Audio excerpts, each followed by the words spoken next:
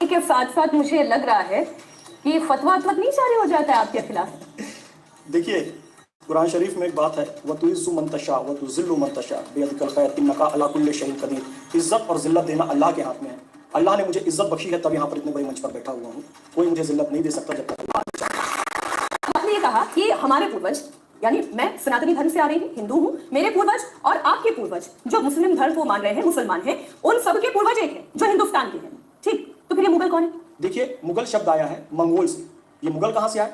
तो जब मंगोलों की सेना, जो कि मुस्लिम नहीं थे, चंगेज खान हलाकू मुस्लिम नहीं था, जब ये चंगेज खान हलाकू इनकी सेना निकली और पूरे विश्व विजय करने की नियत से निकली, तो उज्बेकिस्तान भी पहुंची और उज्बेकिस्तान में वहां की महिलाओं के साथ उन्होंने अनाचार किया, अत्याचार किया, बहुत सारी महिलाओं को अपने संग में रखा। उसके परिणाम स्वरूप जो संतानें हुई, उसी में से एक संतान थी बाबर, और उसी उज्बेकिस्तान के फरगना से बाबर भारत आया था। यानी कि ये मुगल, इनके पूर्वज कौन है? मंगोल है। और मंगोल इतने क्रूर थे और रहन सहन से इतने गंदे थे कि वो जीवन में कभी नहाते नहीं थे। इरफान हबीब ने हजरत अमीर खुसरो के हवाले से एक बात लिखी है कि हजरत अमीर खुसरो को जब मंगोलों ने अरेस्ट कर लिया था, तो हजरत अमीर खुसरो कहते हैं उनके जिस्म से इतनी बदबू आ रही थी कि ऐसा लग रहा था मुझे उल्टी हो जाएगी। अब इन्हीं की वंश परंपरा के लोग ये मुगल कहलाए। बाद में हालांकि उन्होंने इस्लाम स्वीकार कर लिया। आप जी कभी नहाते नहीं थे, लेकिन हिंदुस्तान में आए और देखिए यहाँ तो जी त्रिकाल संध्या हो रही है, इतनी सारी नदियां त्रिकाल संध्या कर रहे हैं, 3 बार डुबकी लगा रहे, तो भाई उनको शर्म आई, तो नियम बनाया कि चलो जी साल में 1 बार नहाएंगे। फिर कहा नहीं, इससे काम नहीं चलेगा। फिर कहा जी शुक्रवार के शुक्रवार, ये सब उनकी परंपरा है, ये मुसलमानों की परंपरा नहीं है। उन्होंने कहा चलो हफ्ते में 1 बार तो हम नहा ही लेंगे। इसलिए कई लोग मजाक में कहते हैं, जबकि ऐसा है नहीं यार, मुसलमान तो जुम्मे के जुम्मे नहाते। नहीं भैया, ऐसा नहीं, हम लोग रोज नहाते हैं। ये मंगोलों के कारण ऐसा हुआ, क्योंकि वो लोग कभी नहाते नहीं थे। लेकिन इस देश का मुसलमान सनातनियों की ही औलाद है, हमारे पूर्वज सनातनी हैं, हिंदू हैं, तो इस सच्चाई को हमें समझना चाहिए। और जो उनकी क्रूरता थी, जाहिर बात है वो मुगलों में भी कायम रही। बाद में आप देखेंगे औरंगजेब ने अपने भाई दारा शिकोह को, जो कि उपनिषद का बड़ा ज्ञाता था, सत्ता में वो राजा न बन जाए, इसलिए उसे नग्न करके, नग्न हाथी की पीठ पर उसे पूरे दिल्ली के बाजार में घुमाया और उसका कत्ल कर दिया।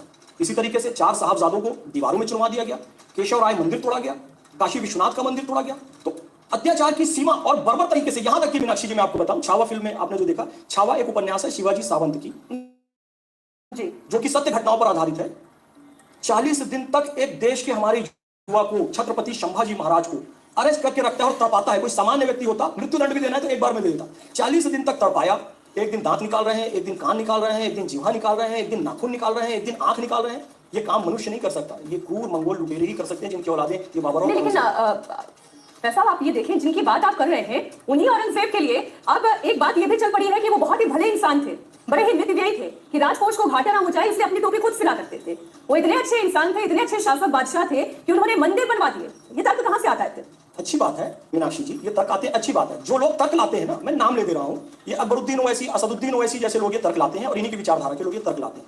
औरंगजेब वेतन नहीं लेते थे, औरंगजेब टोपी सिलते थे, उससे जो उनको बेचने से मिलता था उससे वो जीवन यापन करते थे। आप अपनी सांसद की तनख्वाह मत लो, कर सकते हो, नहीं करोगे। मंदिर बनाया औरंगजेब ने, ठीक है चलो ये भी मान लेते हैं, तो आप भी बनाओ मंदिर। कह दो कि भैया अयोध्या का कोर्ट केस से लड़कर लिया गया है, काशी और मथुरा हम स्वयं दे देते हैं, क्योंकि औरंगजेब ने मंदिर बनाया था। आप किसको नहीं मानोगे?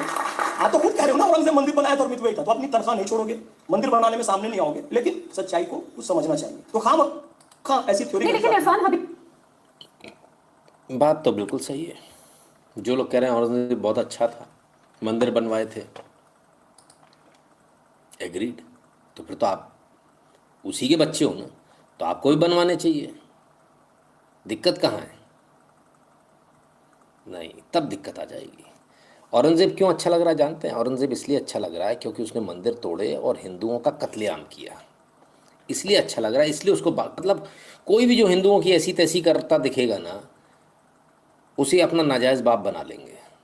इनकी हालत इतनी खराब है। कौन है ये गुस्ताख?